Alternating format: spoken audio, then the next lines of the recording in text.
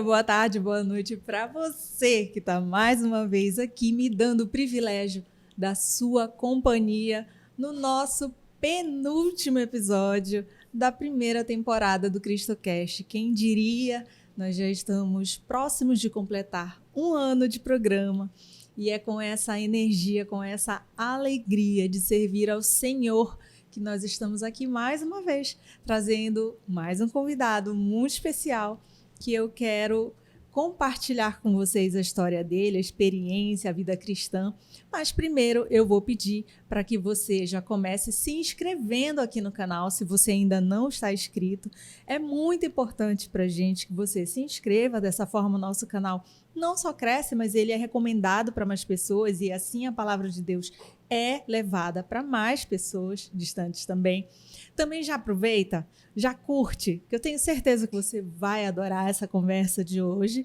E pega o link, compartilha, passa para 3 pessoas que você adora, que sabe que vão querer ouvir a palavra de Deus, uma mensagem de Deus para o seu coração. Já fez isso? Posso começar? Então, com muito carinho, com muita alegria, eu vou trazer para vocês um professor de filosofia, é filósofo também, e músico também, e um cristão de vida, de muito serviço. Eu tenho certeza que vocês vão gostar demais da mensagem. Vou chamar de professor, porque foi assim que eu o conheci. E é o professor Almir Araújo que começa dando um recadinho para aquela câmera. Opa, muito obrigado pelo convite. É muito, muito gratificante estar aqui.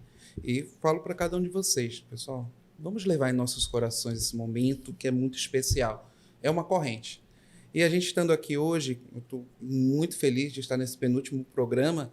É uma corrente, a corrente da paz, a corrente do bem, a corrente do amor, a corrente da união. E nós estamos aqui. O mundo necessita dessa corrente. Nós precisamos levar cada vez mais. Por isso, te inscreve no canal. Gente, é uma grande alegria. Muito obrigado pelo convite. Professor, já disse que eu vou começar assim, que Fique à vontade. assim o conheci, né? No Colégio Gentil, professor da minha filha, da Valentina. Então já acostumei chamar dessa forma. Mas me diga uma coisa, eu quero conhecer a sua história, como foi desde a sua infância, como foi o seu relacionamento com Deus? Sempre foi de família cristã? Sim, sempre fui de família cristã. Criança criada com a avó, né? Quando a gente fala de criança criada com a avó, a gente já sabe. E desde muito novo, nós fomos educados. Sou o segundo de 3 irmãos, né? Tenho um irmão mais velho e uma irmã mais nova. E a nossa vida sempre foi o caminho dentro da igreja. Primeiro, a Eucaristia. O nosso batizado foi algo muito bonito, né? Que gosto de registrar. E aquilo ali sempre foi uma riqueza para a família. E vamos dizer assim que o berço, ele veio trazer para a gente o que há de melhor, porque a formação inicial é aquela nossa âncora, né? Sim, com certeza. Então, posso dizer assim que a minha vida cristã ela foi fundada numa base muito bonita, muito gostosa, uma base onde a gente pode dizer assim, foi alicerçada no amor, um amor familiar. Que lindo. Você tem lembranças, assim, de criança? De como funcionava? De algo que tenha marcado? Eu tenho lembrança, por exemplo, da minha primeira Eucaristia. Quando Valentina fez, no ano passado, eu fiquei o tempo inteiro recordando sobre isso. E aí, acompanhando os estudos dela em casa também, né? Sim. Nossa, foi delicioso, porque me recorreu muito ao passado. Sim. Olha, posso dizer assim, eu sou do interior, né? Como disse o Padre Zezinho em uma das suas canções. Eu vim de lá do interior, onde a religião ainda é importante, né? Então, sou de Castanhal, e onde todos se conhecem, todos nós nos conhecemos, passa aqui, passa acolá, todo mundo sabe. Quando íamos para a igreja, todos nos conhecíamos, né? A igreja matriz. E posso dizer, existem recordações maravilhosas da nossa primeira Eucaristia. Eu fiz a minha primeira Eucaristia junto com meu irmão, né? E para você ver como algo era tão forte, a minha ligação com a igreja sempre foi muito forte desde criança, que eu fiz minha primeira Eucaristia com 8 anos, sendo que... Eu fiz com 8 também. Sendo que a base era os 10 anos. Mas o padre ele disse, não, você vai fazer com 8 anos, você vai fazer, você está preparado. E a gente recorda, não fiz na igreja, foi feito na casa de uma amiga da família que ficava à frente da minha casa, e o padre sempre estava lá, como foi dito, né? O interior, todo mundo se conhecia, todo mundo se ajudava, todo mundo estava compartilhando. E eu lembro desse meu momento tão especial, onde eu pude falar assim, que eu queria fazer a minha primeira Eucaristia, eu queria estar ali junto de Deus, né? E meus primeiros passos na igreja foi justamente esse, eu quero, é o dizer eu quero. São as lembranças gostosas que eu posso dizer assim, poxa, não passaram, ainda continuam, né? Ainda não passaram, ainda continuam, porque a cada instante a gente se lembra, a gente se alegra. Como você lembra da sua filha, lembrei da minha filha agora há pouco tempo que fez, tá? Com um mês, né, que fez a primeira Eucaristia. E aquilo nos toca, nos emociona, né? Sim. Então, não é algo assim do passado, eu gosto de dizer que é algo que está presente, que se renova a cada instante. Sim, faz todo sentido. E na sua juventude, você conseguiu sempre ter essa presença? Assim, porque eu vejo hoje, não sei, acho que você pode até falar melhor do que eu, porque você tem uma vivência e um conhecimento já de dentro das comunidades, né? Muito maior do que eu. Mas, assim, eu vejo que tem um certo desafio de a criança faz a primeira Eucaristia e depois fica, vamos dizer, num período de tempo até a crisma, e isso nós estamos falando da Igreja Católica, né? Porque faz-se a primeira Eucaristia por volta hoje dos 10 anos. Isso. E a crisma, que é a confirmação, se vai fazer por volta dos 15 anos, né? Teoricamente, é mais ou menos assim.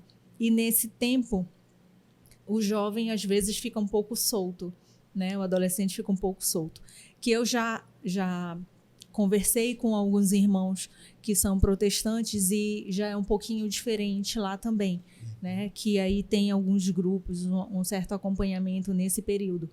Porém, eu já visualizo, já conheço algumas paróquias aqui em Belém que já tem os grupos nesse período da primeira Eucaristia para a crisma, né? Que é perseverança, eu acho que é isso que chama. Exatamente. Como que foi para você nesse período e como que você visualiza hoje?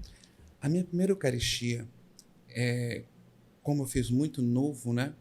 Eu precisei passar um tempinho a mais distante do primeiro movimento que eu podia participar. Como eu disse, era mais difícil para a gente. E eu pude participar de um grupo de coral, né? Lá em Castanhal, nós tínhamos um coral chamado Coral de São José, né? Onde o nosso querido professor e mestre, que até hoje está lá na ativa como professor de música, que foi justamente a pessoa que me motivou a aprender a tocar, a cantar, né? Professor Saraiva, ele tinha dois grupos, assim, que ele dizia que eram os canarinhos de São José, né? As vozes lindas, e os urubus de São José, que só mexiam a boca, não cantavam, né? Eu fiz parte desses urubus durante bom tempo, né? E eu posso dizer assim que ele não desiste, ele mesmo assim dizia, eu vou fazer esses urubus cantar, vão se transformar em canários. E a perseverança dele era tão grande que a gente saía de lá com amor muito maior, nós sentíamos muito bem. Esse grupo que você chama de perseverança, que hoje existe, são os nossos grupos de jovens, nossos movimentos dentro da igreja, as nossas crianças em ação. Existem muitos movimentos de criança, muitos grupos de criança. A Infância Missionária é um grupo tão lindo, onde as crianças aprendem a levar a palavra de Deus no seu dia a dia, na família, na escola, vivenciando e sendo aquele cristão de verdade. Que lindo. Né? Então, existem esses grupos que precisam ser fomentados e descobertos pelas famílias. Isso. Né? A família também precisa ir atrás. A igreja, ela não para, ela está em movimento constante. Né? Existem muitas igrejas que, no momento da celebração eucarística, eles estão lá movimentando a criança, evangelizando com as suas palavras, fazendo a realidade da criança para a realidade de Cristo. Né? Foi o próprio Cristo que disse, deixai as crianças vir a mim. Né? Então, mostra que, eu imagino, as palavras de Cristo, naquele momento para as crianças, que o evangelista não conseguiu descrever, mas foram palavras de amor. É aquela palavra que acolhe. A igreja, ela tem esse lado mãe que acolhe. E nós, muitas vezes, precisamos ter esse olhar mais caridoso para com a igreja. Muitas vezes, as pessoas jogam muitas críticas para a igreja, mas as pessoas não correm atrás para descobrir o que tem de mais bonito. Exato. Não veem o que tem de melhor. Inclusive, é algo que eu falo constantemente, que a gente precisa conhecer a nossa igreja. Todo mundo precisa realmente conhecer, se aprofundar na igreja, né? A igreja não é só você ir à missa aos domingos, né? Ela é muito mais profunda do que isso. E a gente precisa realmente se dedicar, se você quiser, né, ter ali uma vida segundo Jesus nos ensinou, né, segundo o Evangelho. E essa busca, inclusive para os nossos filhos, que era o que a gente estava falando aqui, precisa partir da família. Isso. Né? Mas por onde começar? Por onde começar? A família precisa estar engajada na igreja. Eu só posso, vamos dizer assim, o pássaro, para levar o alimento para o seu filho, ele precisa se alimentar também. Ele precisa estar alimentado, precisa ter forças. Senão ele não vai poder nutrir o que é seu. Então, os pais precisam também se nutrir daquilo que tem de melhor. Né? Quando nós viajamos de avião, quando estão mostrando lá, se faltar o oxigênio, você primeiro tem que se colocar a máscara para depois botar na outra pessoa, porque se você não vai conseguir. É verdade. Então, nós precisamos também nos alimentar. O corpo precisa dessa motivação. Lógico, a gente sabe. Caminhar hoje na palavra não é fácil. Não é fácil. É nadar contra a corrente. Né? Eu tenho uma história de vida, o meu irmão tem uma história de vida. A minha fé não é igual à do outro. O que me abala pode ser apenas uma maresia para o outro. Então, cada um tem o seu caminho, mas a família precisa se estruturar nisso. E se alimentando, vai poder levar o alimento para os filhos, porque é fé. É história de fé. Em sala de aula, eu converso muito isso com meus alunos, né? Eu gosto sempre de dizer assim, gente, eu não estou aqui para falar de uma religião, eu estou para falar do religioso. Estou falando da religiosa. Como você encara esse Cristo, esse Deus na tua vida? Professor, eu não sou cristão, mas como você encara a tua vida hoje? Será que você veio aqui apenas para se alimentar deste mundo de uma forma física? Ou você tem algo a mais para dar? Qual é a tua história? O que tu queres construir? Esse Cristo, ele construiu uma história, você não pode negar. Esse Cristo é histórico. Não tem como negar esse Cristo histórico. Qual foi o exemplo que esse Cristo histórico deixou para ti? E eu gosto sempre de trazer essa reflexão, essa mentalização para os nossos alunos, porque os nossos alunos, eles ouvem muito uma visão muito distante desse Deus. Isso. E esquece de ver que esse Deus, ele tocou a terra. Sim. Ele tocou o chão, ele sofreu, ele sangrou, ele sorriu. Então, mas ele se alimentou, ele se afastou deste mundo, ele precisou fazer deserto, precisou conversar com o Pai, se alimentar para vir nos nutrir na sua palavra. Porque é algo também que eu visualizo, como antigamente, vamos dizer assim, na minha época de criança, a gente visualizava Deus algo muito distante. Né? Havia ali uma certa hierarquia, uma distância realmente. E se puxarmos um pouco mais atrás, eu lembro que a minha mãe contava assim que na época dela, criança, já era assim, não faz tal coisa que Deus castiga. Então era pior ainda, né? E que bom que hoje isso tem se revertido e hoje a gente consegue visualizar Jesus esteve tão próximo de nós, tão próximo, que se colocou para ter as nossas dores, né? E mas somente as pessoas que se dedicam a estudá-lo, a compreendê-lo, a ter um relacionamento, né, com ele, que vão realmente alcançar a grandeza disso que aconteceu. Isso. Né? E que a gente consiga, de certa forma, começar a passar para as crianças, para os jovens, isso também para que eles se contaminem positivamente. Sim. Né? E vire ali um loop infinito de bênçãos um na vida do outro, né? Segundo Jesus nos pede. Como é que você vê hoje os jovens, assim, as crianças? Você é assim, porque o professor Almir, ele é professor não só de filosofia, mas também de ensino religioso, né? De música também? Não. De música não? Não, Mas já música é ouvi tocar vivência. muitas vezes, por isso que eu perguntei.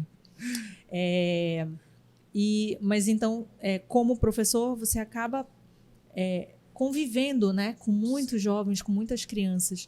Há uma diferença muito grande hoje, porque eu vejo que eles precisam lidar com coisas que eu, por exemplo, na minha geração não lidava. Me parece tudo muito mais pesado hoje para eles. Vou lhe falar que esse período pós-pandêmico, ele deixou a humanidade carente. Uhum. O jovem está muito carente.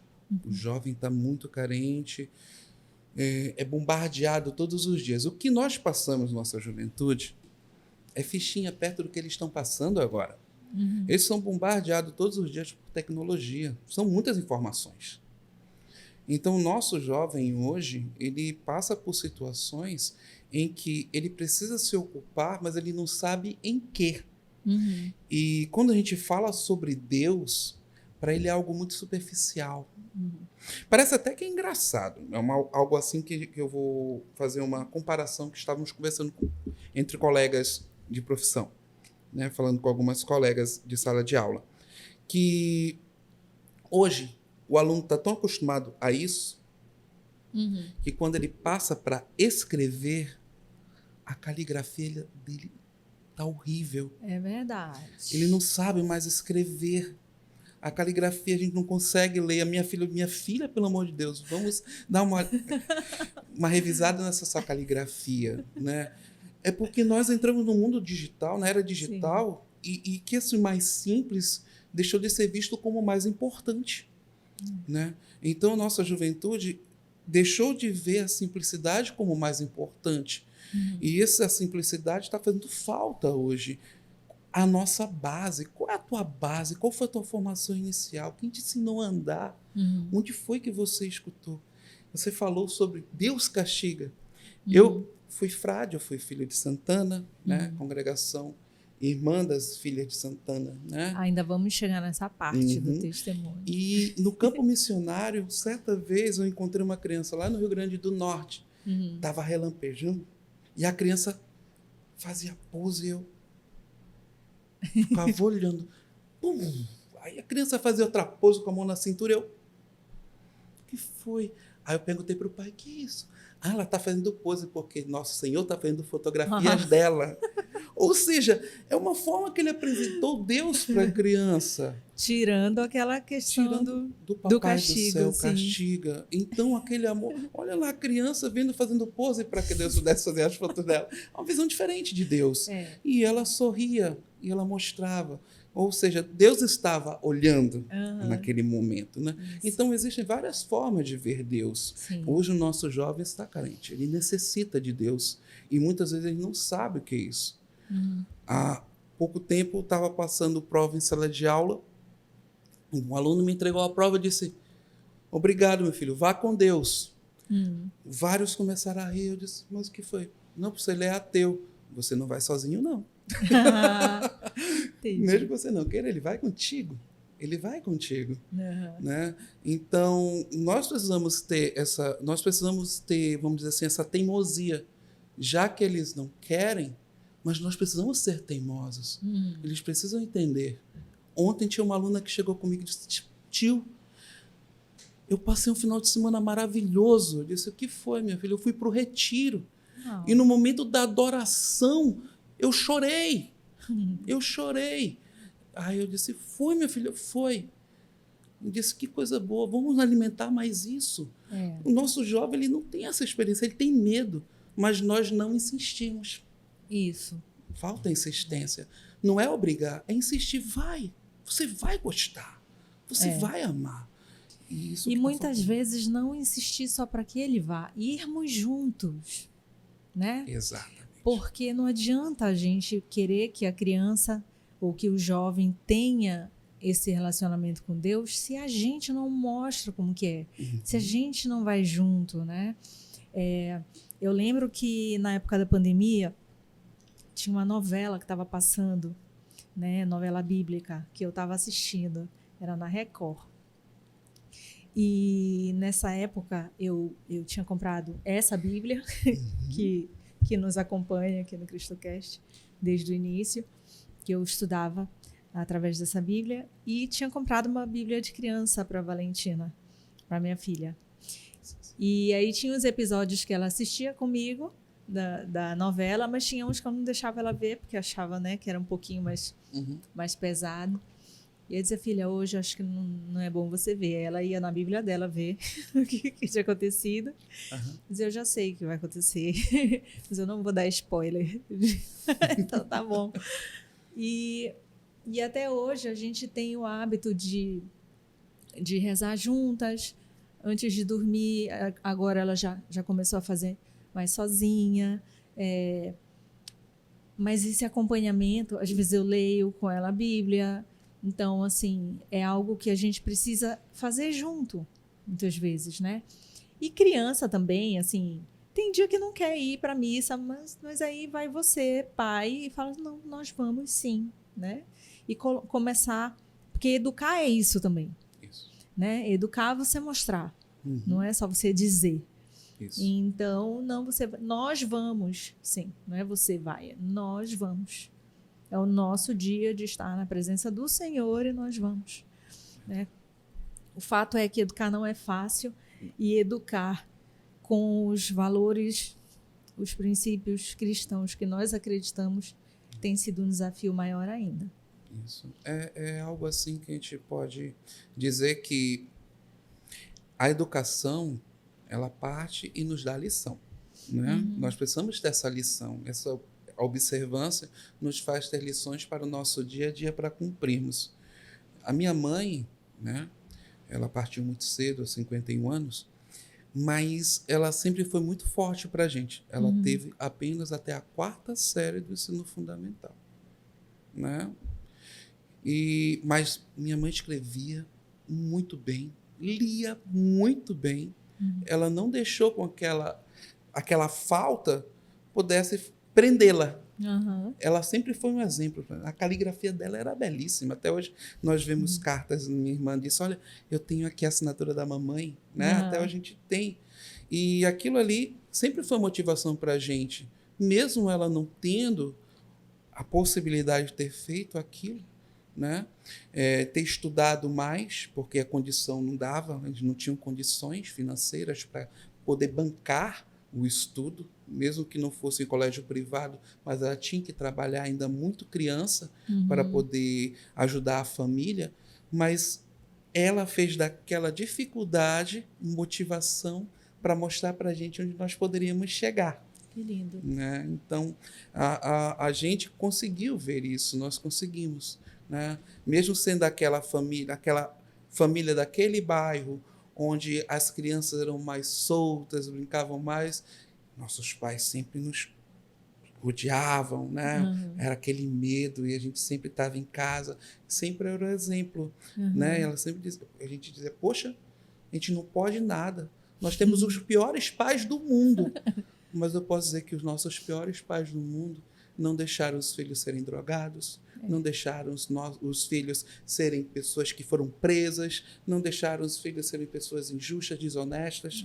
Então, graças aos nossos piores pais do mundo, que hoje nós só temos a agradecer. Né? Eu vi um vídeo no Instagram esses dias que falava justamente isso, assim, se o seu filho virar para você e dizer assim, nossa, você é um pai horrível, ria e agradeça, porque você está sendo um ótimo pai, né? Uma ótima mãe. Isso. Então, porque dar limites também é educar, também é um ato de amor. E chegar lá na frente, eles vão perceber isso, né? É verdade. Acho que é.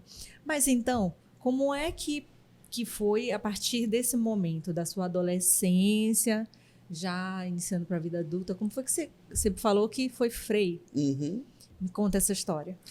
Olha, a minha adolescência foi uma adolescência normal, né? Estudei, brinquei, Mas sempre fui uma pessoa muito dentro da igreja, tanto eu quanto a minha irmã. Meu irmão, ele nunca foi assim de ficar muito tempo na igreja. Ele seguia os preceitos todos, mas não era assim tão ligado quanto a minha irmã e eu. Nós éramos era a dupla, né? Eu e a minha pochete, que ela era mais nova, né? A gente andava junto o tempo todo, abraçadinho. A gente entramos no coral, aprendemos a cantar juntos, a tocar instrumentos juntos. E a gente sempre Do urubu virou o canário. É canário, né? Também, canarinhos. Canarinhos. Deu certo. A cantar. Deu certo. Hoje ela ainda canta em Castanhal, ela também é professora, né? Toca teclado maravilhosamente bem. Pois é. Então, a adolescência foi uma adolescência. Namorei, brinquei, mas eu posso dizer assim que a minha passagem já foi algo bem diferente, saindo da adolescência, né? Comecei a trabalhar como professor bem cedo. Com 17 anos já estava dentro de sala de aula, estagiando. Cedo mesmo. Bem cedo, né? E aquilo ali sempre foi algo muito rico para mim. Eu aprendi a mais do que eu ensinava. Eu aprendi uma vez com minha professora e eu sempre observei. Nós aprendemos mais do que ensinamos em sala de aula. E cada dia é uma nova lição. E aquilo eu fui trazendo para mim. Certa vez eu estava em casa, após chegar do trabalho, fazer aquele descanso da tarde, né, antes de voltar para o colégio, e me despertei e disse, não dá mais, preciso de algo diferente. Né? Preciso de algo diferente.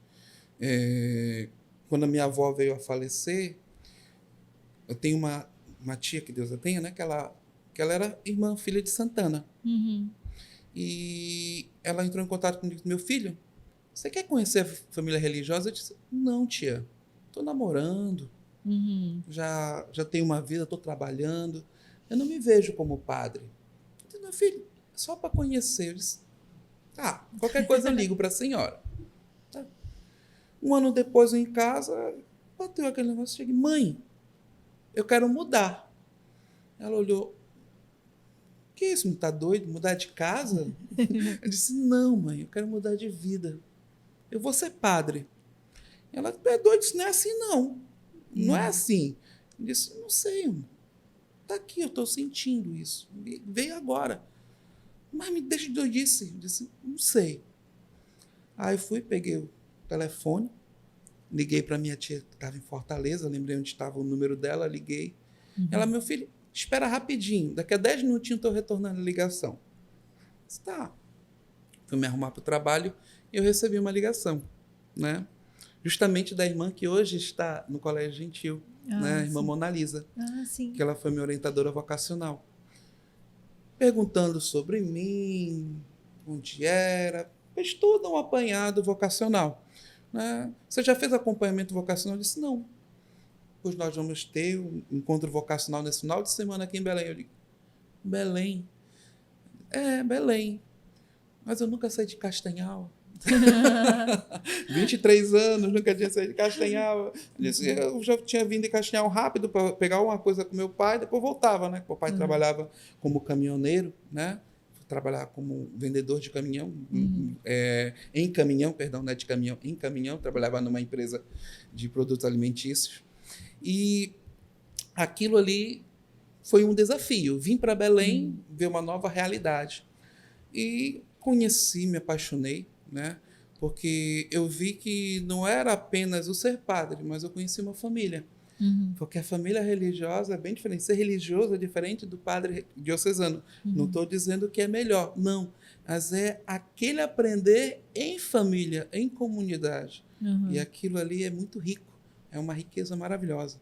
Né? Qual foi como que chama? É uma escola? É uma... que você participou? A congregação. Uma congregação. Uma congregação religiosa, né? Sim. Então, os filhos de Santana estavam iniciando, estavam galgando os primeiros passos. Os filhos de Santana já estavam com mais de 100 anos, iam completar 137 anos de existência. Né? E aquele convite foi um convite muito rico. Naquele mesmo ano, final do ano, fui para Fortaleza, né? Fazer minha experiência vocacional em Fortaleza. Tinha acabado de sair de Caxinhá para Belém, peguei para Fortaleza. Mas o mais engraçado, na viagem eu fui assaltado, o ônibus foi assaltado. Fiquei só com a roupa do corpo, levaram tudo, mas eu disse, eu vou chegar. Papai ligou, meu filho volta. Eu disse, não, eu vou. cheguei até aqui, então eu vou. Né? Aí conheci, né? Aquele negócio foi muito bonito, para mim era algo novo, totalmente diferente. Foi riquíssima a experiência. E no outro ano já voltei para morar em Fortaleza, Olha onde só. fui fazer o meu vocacional. Não, perdão, fui fazer o caminhar, né? O postulantado, aspirantário, postulantado.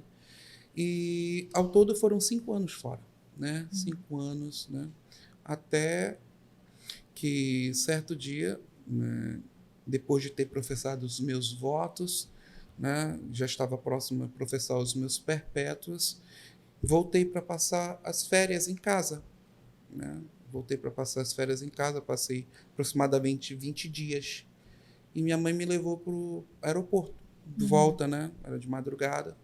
Ela disse, não, vou levar você. Ela veio trazer até Belém, né?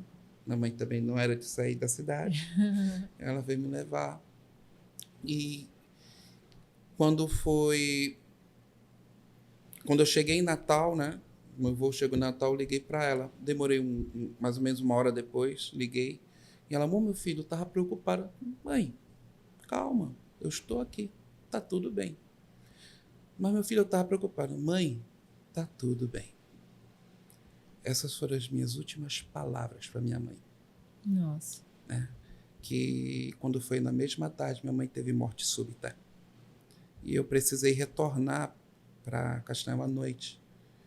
E aquilo ali foi algo muito duro, mas ao mesmo tempo foi algo muito bonito.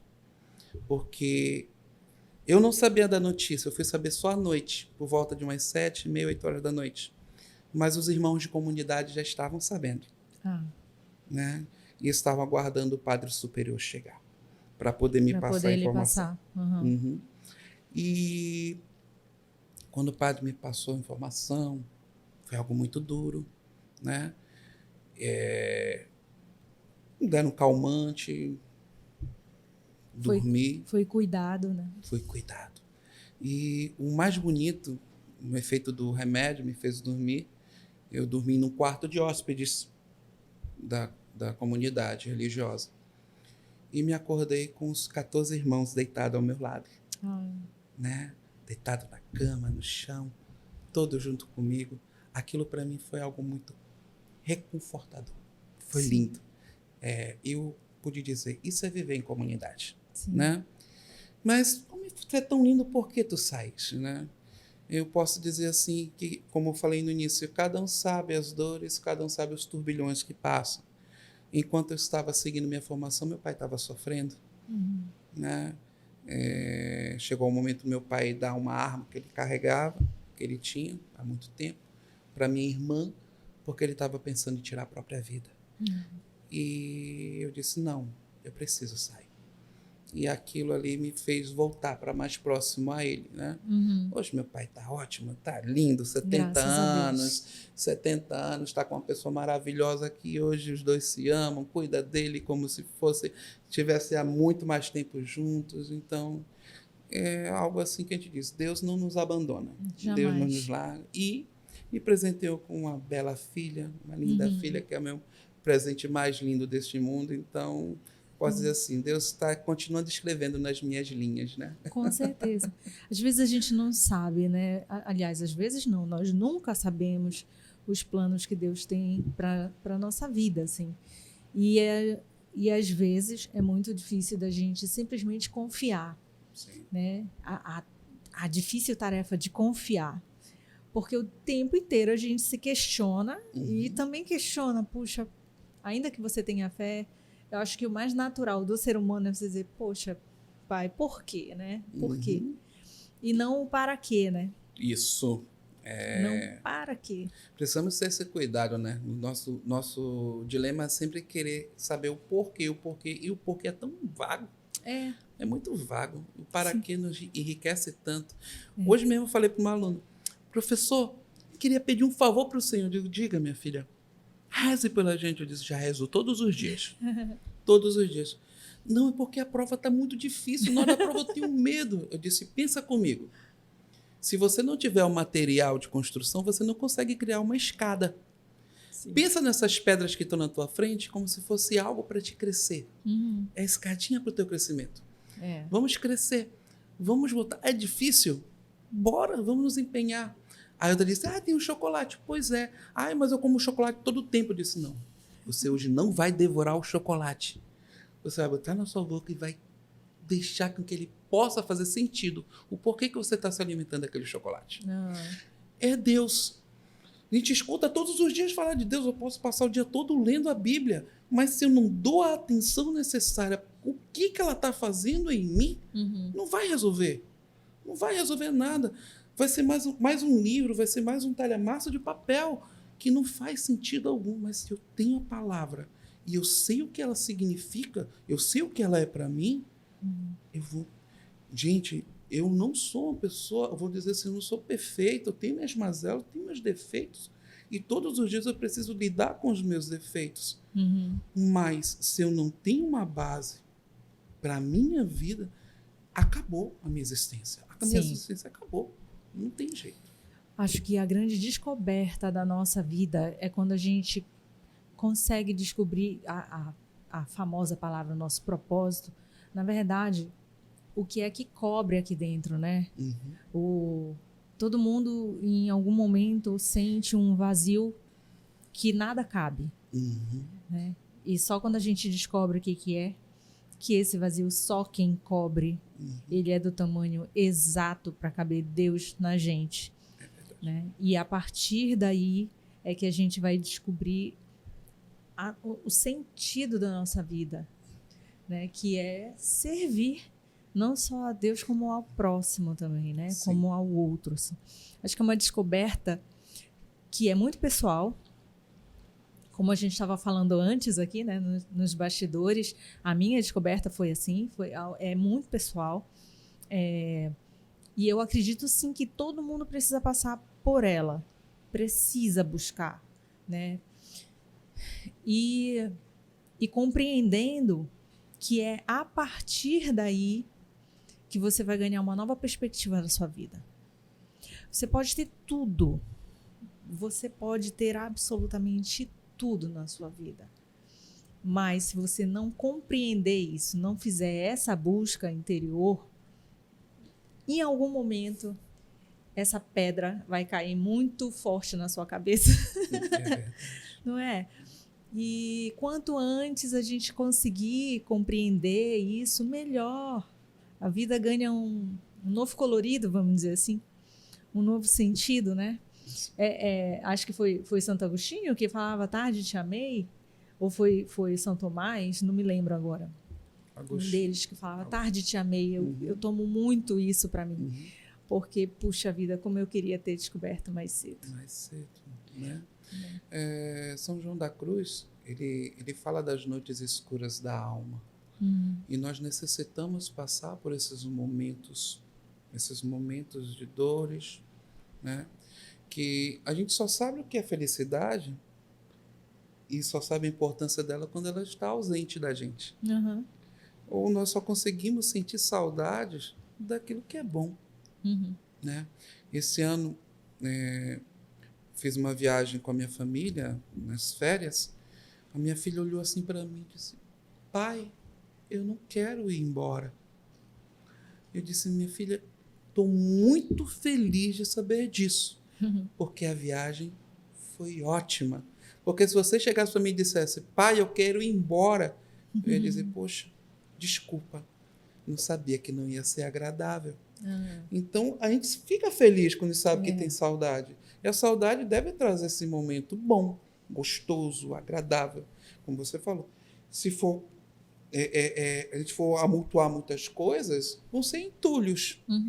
Mas se eu dou sentido para aquilo, eu sei o porquê eu tenho, porque eu guardo.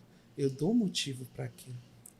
E falando em sentido, como veio a filosofia e como você lida com a filosofia e a religião? Olha, eu vou te dizer uma coisa. A filosofia, ela surgiu na minha vida de uma forma assim, vamos dizer assim, tu vai estudar. Tem que estudar alguma coisa, vai ser isso. Né? Eu tenho dislexia. Né? Eu tenho dislexia. Sempre foi muito difícil para mim para estudar. Sempre muito complicado.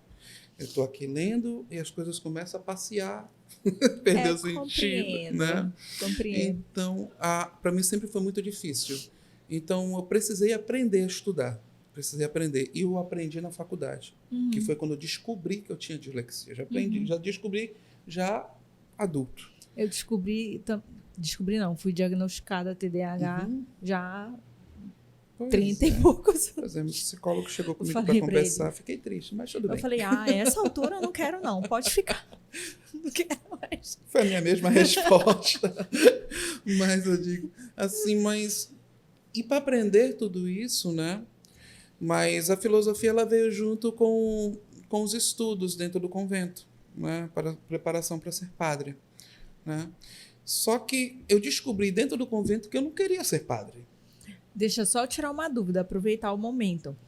A formação para ser padre, você estuda filosofia, teologia? Exatamente. Os dois? Isso. Ou mais alguma coisa? Não, a filosofia, você faz os primeiros anos de filosofia e logo após a teologia, né? Tá. E eu dizendo assim, era algo que deveria estudar. A filosofia é algo que é uma imposição, né, para ser sacerdote. Mas eu descobri que eu não queria ser sacerdote. Eu descobri que eu queria ser irmão, frade. A minha missão não era ser sacerdote, atrás da mesa, do altar, consagrando. Não era aquela minha missão. Minha missão ia... Eu digo, o pessoal diz... até conversei hoje com a irmã lá no colégio, irmã Silmara. Ela disse assim, eu não vejo só irmão. Não, eu vejo como irmão, como um frade. É um irmão, é a coisa mais linda desse mundo. É algo diferente. Então, era aquela missão. Eu queria vivenciar aquela missão como as irmãs freiras, elas vivenciam. Era meu desejo no ramo masculino, né? E a filosofia, ela começou a fazer sentido para mim, como perguntar, dentro do campo da religião, temos vários teóricos religiosos. Temos vários doutores da igreja religiosa. Sim. Aquelas pessoas que nos trouxeram lições maravilhosas da descoberta do amor de Deus. E a gente precisa ver que o campo da filosofia não é apenas ter o conteúdo, mas é dar o significado para o conteúdo. Fazer as perguntas certas, se você quiser descobrir realmente. Não é só perguntar. O mundo está cheio de perguntas, o mundo está cheio de respostas. Mas tu quer saber dessas perguntas? Tu queres saber dessas respostas? Então te aprofunda naquilo que tu queres. Né? Essa é a visão da filosofia. Eu me apaixonei pela filosofia depois que eu descobri que essa descoberta ela tem que fazer sentido para mim. Ela tem que fazer sentido para mim. Porque descobri que na filosofia não existem respostas erradas. Existem maus questionamentos. Não existem. Porque aquilo que é belo para mim, para o outro não é belo. Kant mesmo disse que a beleza está ligada à necessidade que você tem sobre aquilo. Sim. Então, a beleza para mim, Deus é lindo porque eu tenho necessidade dele. Deus é belo porque eu tenho necessidade dele, é de mim. É de mim se esquecer algum dia do que ele fez para mim. Né? Um exemplo, quem me contou isso foi minha mãe, minha tia, quando eu ainda era criança. Acima da cama do meu pai e da minha mãe, tinha um quadro lindo, que até hoje existe quadro, Nossa Senhora do Perpétuo Socorro. Né? Eu, quando criança, fui acometido de uma doença de criança. Vômito, disenteria. E já estava desenganado no leito do hospital, já que para preparar para que a criança ia partir. Né? E a minha tia me contou que o meu pai, nunca perguntei para o meu pai. A minha tia chegou, meu filho, minha tia é evangélica. E ela olhou, ela me fala com toda a emoção que ela tem. Ela disse, meu filho, teu pai se ajoelhou diante desse quadro e disse, mãe, tudo aquilo que o meu filho está sentindo passa para mim.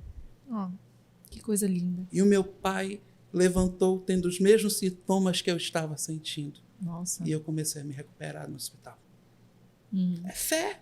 Com certeza. É fé, aquilo que tu acreditas. Quem é que pode impor alguma coisa sobre a tua fé? Quem é que pode impor alguma coisa sobre aquilo que tu acreditas? Não existe oração mais forte do que a da mãe que põe a mão sobre os seus filhos e diz, Deus te abençoe. Deus te abençoe. Não existe oração mais forte do que os pais que olham para o seu filho e dizem, Deus te abençoe. E hoje falta nos lares das famílias. Benção, Falta, meu pai. né? Benção, minha mãe. Deus te abençoe. Né? Então, a gente precisa alimentar isso e lembrar as pessoas. Né? Uma vez eu aprendi isso quando eu estava no coral com 12 anos. Depois eu não deixei mais de pedir a bênção para meu pai. Né? Passou o padre, aí o professor do coral me deu um peteleco. Eu olhei para ele, que foi? Ele disse, pede a bênção do padre. Aí eu disse, mas por quê? Aí ele, pede a bênção do padre. Padre é o homem de Deus. É Deus te abençoando, tu não quer ser abençoado. E eu disse, verdade. Eu quero ser abençoado. Eu quero ser abençoado. E desde então eu descobri o valor de uma forma simples. Um peteleco me fez entender como a gente deixa passar a graça. Deixa passar. A graça passa. E a benção dos pais também, né? Isso. A gente deixa passar. Exatamente. A Valentina, minha filha, ainda toma a benção do avô, da Beth. Assim. Da vovó já tá meio escangalhada as coisas. Ainda fala, oi, vovó. A do avô ainda toma a benção. E eu ainda tomo também do meu pai, ainda falo assim. Mas aí fica aquela... Tem gente que fala assim, benção, pai. Benção. Né? Aquele negócio meio com vergonha, meio... Eu tomo benção ainda. Que eu acho que a gente tem que aproveitar enquanto eles estão aqui com a gente para nos abençoar, né? É verdade. E quando nós somos pais, a gente esquece de fazer isso às vezes. É verdade. Né? E é tão importante. Meu Deus do céu. É verdade. E aí, professor, para a gente começar a conduzir para o final, infelizmente, porque está uma conversa deliciosa, eu quero saber por que é que vale a pena crer. Olha, imagina comigo essa caneca aqui. Ela tem água. Vamos imaginar. E a gente precisa se nutrir todos os dias, né? Mas eu sei que, poxa, não tem sabor. Mas eu preciso dela. Mas não tem sabor. Ah, mas está natural. Mas a gente sabe que nós necessitamos. Eu não enxergo nada, está limpo. Mas nós necessitamos. Deus, Ele é esse sopro dentro de nós. É esse sopro. Vale a pena crer, homem? Eu pergunto assim, vale a pena existir? A gente precisa entender, será que vale a pena hoje eu estar aqui nesse mundo? Eu existir? Eu ser o que sou? Vale a pena o que eu construí até hoje? Vale a pena aquilo que eu tenho, aquilo que eu sou? Vale a pena ser o que sou? Mas espera aí, como tudo começou? Quem me motivou? Né? A gente precisa ter essa intenção mais, vamos dizer assim, mais sólida em nossas vidas. A intenção de querer descobrir que sentido tem a minha vida se eu não olhar aquele que deu tudo por mim. Sim. Né? Aquele que deu tudo por mim nem me conhecia, mas ele já fez por mim. Ele já fez antecipadamente. Uma vez uma pessoa disse assim, falou para minha tia, eu disse, minha tia é evangélica, né? Como é que diz que já está salva? Eu disse, mas nós já estamos. Tu não sabia que aquilo que ele fez por amor lá foi por nós, para nossa salvação? Mas nós não queremos. Nós que negamos. Existia tinha uma irmã, a irmã Clementina. Ela era irmã do cantor Belchior, ela foi filha de Santana. Era filha de Santana. E estava tendo uma adoração em Messejana, uma casa de oração das irmãs. Aí estava o pessoal da Toca de Assis fazendo oração lá. E lá vem a irmã Clementina por trás do altar, agarra o acessório e beija. Minha razão de viver. Né? Minha vida, meu tudo. Aí o pessoal da Toca de Assis ficou olhando para o outro assim, vai lá, vai lá, vai lá. Aí ele disse, eu não, ela tem mais tempo de vida consagrada do que eu de vida. Né? Mas ela olhou assim, ela olhava assim com aquele carinho, aquele amor tão grande. Ela que já estava com seus mais de 80 anos, olhando aquilo ali com tanto carinho, eu disse, meu Deus. eu posso dizer o que dessa situação? Vale a pena? O olhar dessas pessoas já me diz que vale a pena. O exemplo delas já me diz que vale a pena. Então, para a gente encerrar de verdade agora, a nossa provocação de todo o programa. Deus existe e eu posso provar. Deus existe, posso provar. Provo no sorriso, provo no olhar, eu provo nas palavras, eu provo naquilo que eu ouço, eu provo naquilo que é incontestável pela humanidade. Aqueles que as pessoas dizem que não tem como acontecer. Eu provo com o olhar daquele que diz, eu tenho fome, não sei o que comer, mas aparece aquele outro que te traz e te sustenta, que está ali atrás, sempre tem alguém. Deus, ele se manifesta nas pequenas coisas, de todos os sentidos que nós podemos ter. É a palavra que se faz ação. Nós precisamos estar atentos a isso no nosso dia a dia. E Deus, ele não precisa se manifestar num terremoto, num maremoto, naquilo que faz barulho. Deus se manifesta na pequena brisa. É aquilo que te faz feliz, que te faz sorrir. Então, a minha provocação é sempre me questionar. Por que eu esqueço? Por que eu esqueço? E isso me faz sempre querer dizer, eu quero mais. Eu quero mais. Amém. Então, nós conhecemos um pouquinho do professor, um pouquinho do filósofo. Que tal a gente terminar com a parte com o músico? Pode ser? Claro. Seu violão está aí. Fazer um trechinho pra gente e aí a gente encerra. Se eu perguntar para a Valentina, ela vai dizer qual o nome do meu violão. A minha filha está aqui nos bastidores. Você sabe, Valentina, o nome do violão? Será que ela lembra? A carinha dela. Todinho! Meu violão se chama Todinho porque ele é meu companheiro de aventuras. Sim. Um trechinho pra gente. E agora, sem forças, eu sou prisioneiro do mais belo amor, do doce Jesus, do meu bem da cruz.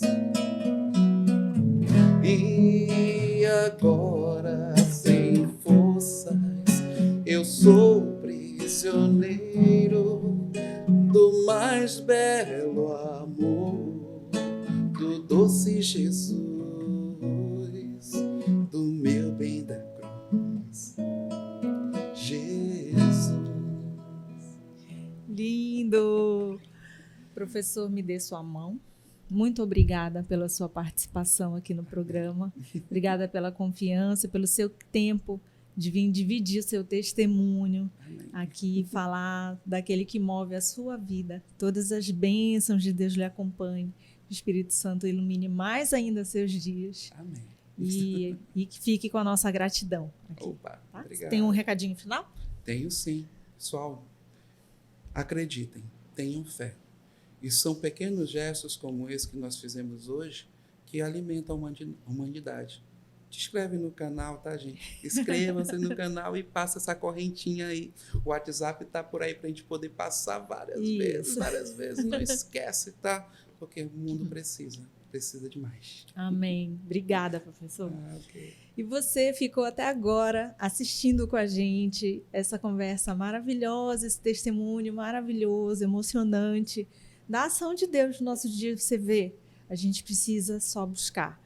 E Ele vem até nós. Abre a porta do teu coração, chama, diz, Senhor, eis-me aqui, faz o que Tu queres da minha vida, me ensina. Que Ele vem, com certeza Ele vem.